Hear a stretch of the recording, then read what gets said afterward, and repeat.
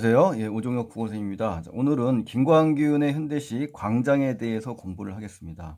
자, 김광균 시는 굉장히 중요합니다. 그래서 외인촌, 설야, 와사등, 추일서정, 기항지, 성어복은 이 밖에도 중요한 작품들이 많이 있거든요. 그러니까 꼭 주목하셔야 될 작가입니다. 자, 내용 한번 가보실까요? 예, 대낮에 빈방에 홀로 있는 화자의 모습이 등장합니다. 자, 빈 방에 홀로. 그러니까 이제 텅 빈 방에 이제 혼자 있다라는 얘기죠. 이제 홀로. 시적 허용입니다. 그래서 이 빈 방이라는 이 장소는요, 시적 화자의 어떤 고독과 이 외로움, 그렇죠? 외로운 처지와 상황을 지금 강조하는 그러한 장소라고 볼 수가 있어요. 대낮에. 자, 장소 나왔고 시간 나왔죠. 대낮에 체경, 몸체자죠. 그러니까 전신 거울이라고 생각하면 돼요. 전신 거울. 그래서 몸을 비추는 그 몸거울을 대하고 마주 앉았다. 예, 요 이미지 떠올리면서 이제 감상을 해요.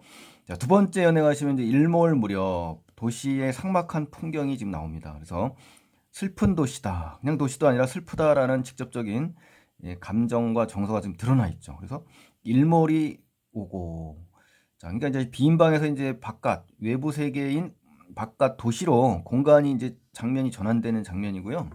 또 대낮에서 이제 시간이 저녁으로 바뀌어가고 있죠. 이러한 시간과 장소의 변화가 드러나는 것이 이 부분의 특징입니다. 그래서 시계점 지붕 위에, 그러니까 시계점 지붕 위다. 그 위에 뭐가 있냐? 청동 비둘기가 있다. 그러니까 이제 슬픈 도시를 이제 배경으로 울었던 소재가 이제 비둘기입니다. 여기 뒤에 보면 울었다라는 표현이 나오거든요. 그래서 화자가 느끼는 이제 비애감과 일치하는 겁니다. 그래서 이 울음에서 시적 화자가 느끼는 비애감의 감정이 지금 이입됐다라고 볼 수가 있고요. 감각적인 이미지가 이제 돋보이는 장면이죠. 시각적인 이미지. 그 다음에 울었다 그랬으니까 청각적 심상이 지금 쓰였습니다. 그래서 다양한 감각이 지금 이 연에서 쓰이고 있다라는 걸 파악하셔야 되고요. 바람이 부는 날은 구구 울었다. 자, 구구. 음성 상징어가 나왔네요. 의성어. 그래서 바람이 환기하는 이 차가운 이미지. 바람이 부는 날 그랬잖아요. 이 화자의 고독감을 점점 어때요? 더 연상을 시키죠. 우리 독자에게. 그쵸? 예, 그래서 고독과 차가운 분위기. 그쵸? 이런 것을 좀 떠올릴 수가 있고요. 화자가 이제 도시에서 이 소외, 그쵸? 예, 소외를 경험하는 상황을 지금 압축적으로 제시한 겁니다. 그래서 감정이입적 표현이 요 속에 들어있다라고 볼 수가 있고요. 예, 청각적인 심상, 그리고 쓸쓸한 이미지가 이 이연에 드러나 있습니다. 자, 3년에 가시면 이제 일몰 무렵 시간이 나왔죠, 배경이. 그 도시의 삭막한 풍경이 제시됩니다. 김광균 시인의 그 대부분의 특징이 바로 이 삭막하고 황폐한, 그쵸? 이러한 풍경이 많이 제시됩니다. 그래서 늘어선 고층, 그죠? 고층 빌딩이겠죠? 이 위에 서걱인다. 서걱인다는 것은 얇고 뻣뻣한 물체 있죠? 예, 이런 것이 스친다는 겁니다. 스쳐서 막 소리가 나는 것을 서걱인다고 그래요. 그래서 이 청각적인 심상이 드러난다고 볼 수가 있고요. 이 갈대밭, 그렇죠? 예, 시각적인 심상이죠. 이런 부분에서도 감각적인 이미지가 다양하게 지금 드러나 있다고 볼 수가 있고요. 그래서 고층의 건물이 늘어서 있는 이 모습은 익명성을 띤 채 살아가는 개인들이 모인 현대도시 공간의 성격을 보여줍니다. 익명성, 그러니까 소외 그리고 어떤 무관심, 그렇죠? 이런 황량함, 이런 것들을 좀 떠올릴 수가 있고요. 이 삭막하고 쓸쓸한 이 현대 도시의 모습을 그대로 묘사한 겁니다. 그래서 시각과 청각적인 심상이 드러나 있고요. 이런 것이 이제 감각이 좀 나열되어 있을 경우에는 이제 공감각이라고 하지 않고 복합 감각이라고 합니다. 주의하세요. 자, 열없는, 자, 열없다라는 얘기는요, 어설프고 짜임새가 없다. 응? 그러니까 볼품이 없다는 거예요. 표목. 표목이란 건 편말을 의미하는 겁니다. 편말. 편말에 대해서 조는, 존다. 가등. 의인법을 썼죠. 그러니까 가등이라는 것은 등대를 고치거나 해상 구조물을 만들 때 배가 다니는 것을 돕기 위해서 임시로 설치하는 등 표지판입니다. 그러니까 가설 등이라고 보시면 되겠죠. 자, 그러면서 소리도 없이 모색에 젖어. 모색이라는 것은 이제 날이 저무는 그런 어스레한 빛을 모색이라고 합니다. 저문다는 얘기예요. 거기에 젖어 있다라는 얘기입니다. 그래서 이 낯설고 쓸쓸하게 묘사된 풍경들이고요. 도시 문명 질서 속에서 나름대로 이제 질서가 있을 텐데 이 도시 문명 질서 속에서 이 삶에 대한 자아의 정서적 반응이 지금 반영이 된 겁니다. 투영이 된 거예요. 그래서 삶에서 화자가 느끼는 어떤 정서냐? 바로 고독과 외로움 이러한 마음이 투영이 된 겁니다. 시적 화자에. 아셨죠? 예. 자, 사연을 보시겠습니다. 사연에 가시면 시적 화자의 내면에 깃드는 고독감이다. 자, 엷은 배옷에 바람이 차다. 바람이 찬데 그 배옷은 굉장히 얇고 굉장히 통풍이 잘 되는 옷이거든요. 그러니까 이 화자의 어떤 고독한 처지를 더욱더 강조해주는 효과가 있고요. 촉각적 침상이 드러나 있죠. 차다 그랬으니까. 또 상황에 맞지 않은 옷차림이잖아요. 얇은 배옷이. 그러니까 이 말의 의미는요.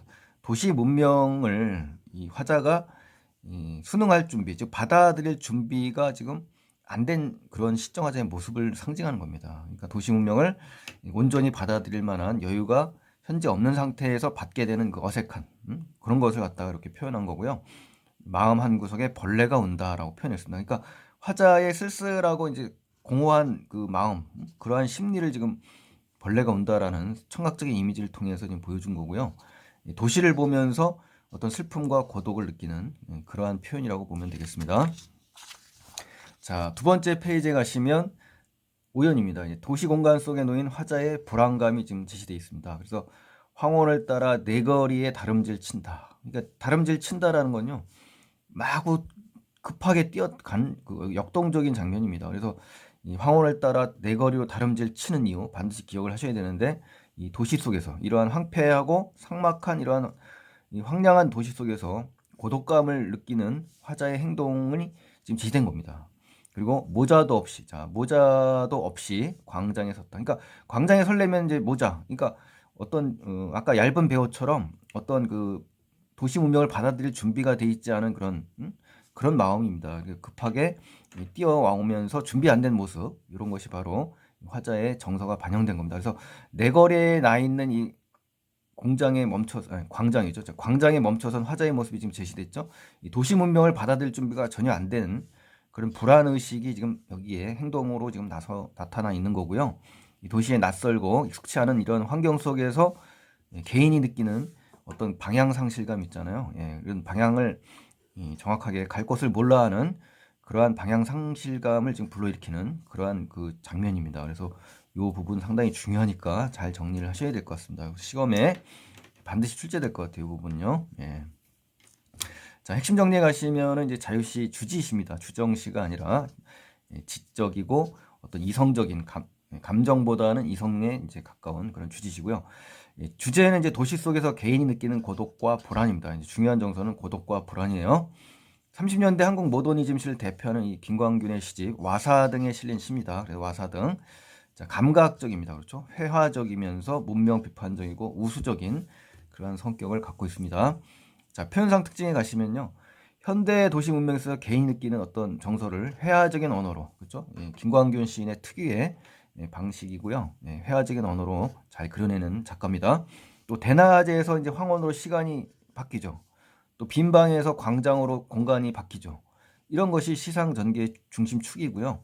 이 화자의 고독과 불안감이 점점 고조되는 그런 양상이 드러나는 데 효과적입니다. 자, 도시 정물들이 화자의 외롭고 쓸쓸한 내면을 드러냅니다. 화자의 외롭고 쓸쓸한 내면을 도시의 그 어떤 풍경들이 드러낸다. 대표적으로 청동 비둘기라든가 고층이라든가 가등이라는 단어들이 대표적입니다.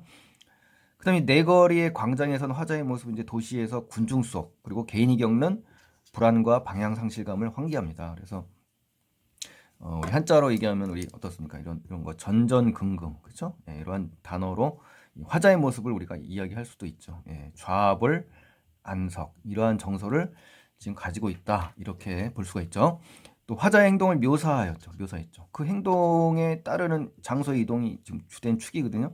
그 화자가 내거리에 다름지는 행동, 급하게 뛰어다니는 이 행동을 통해서 어떻습니까? 화자가 빈방에서 나온 뒤 광장으로 가죠. 공간의 이동이 드러난 겁니다. 그래서 빈방에 앉았다가, 그죠? 빈방에 앉았다가 내거리로 가서 광장으로 달려서 섰죠. 그러니까 앉았다 섰다. 그러니까 벌써 이제 화자의 모습 자체도 좀 바뀌었지 않습니까? 앉아있던 모습이 달려서 서 있다라는 장면. 또 하루 동안의 시간 변화를 환기하는 이미지가 나오면서요. 쓸쓸한 분위기가 점점 고조됩니다. 그래서 대낮에서 일몰, 모색, 황혼 이런 단어들이요.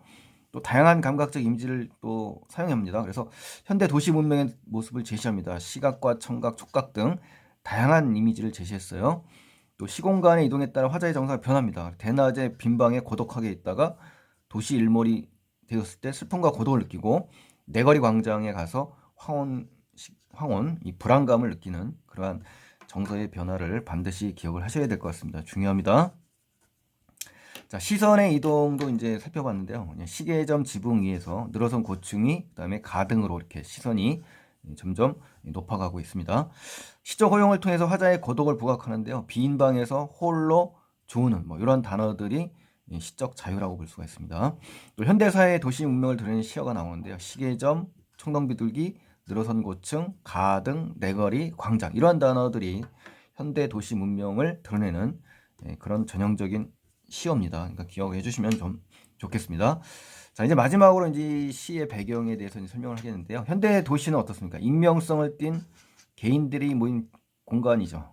개인들은 어떻습니까? 그런 도시 문명의 질서 속에서 편리함을 누리기는 합니다. 그렇죠? 편리하죠. 그렇지만 삶의 주체성을 잃어버리고 소외를 경험하기도 합니다. 이러한 도시의 삶에서 비롯된 자아의 정서적 반응, 그렇죠? 이걸 다양한 이미지로 좀 그려낸 작품이고요.